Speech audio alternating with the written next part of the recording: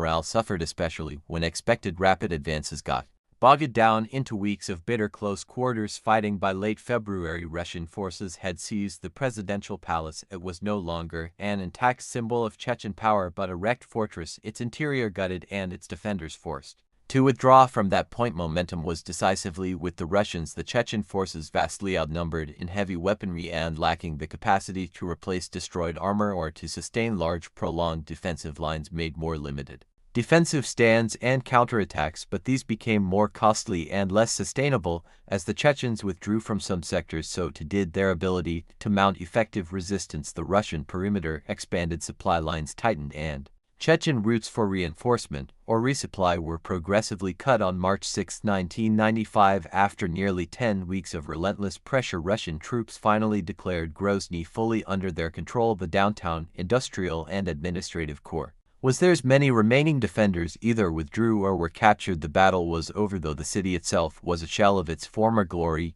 Yet the victory for the Russians was Pyrrhic indeed. Russian military losses were significant even by liberal estimates. Some sources report that the Russian side admitted to about 1,834 soldiers being killed, 4,670 being wounded, and 96 more being captured, while Chechen claims and independent estimates suggest much higher numbers. The loss of armored vehicles was also steep. Dozens of tanks were destroyed and many more armored vehicles were rendered inoperable.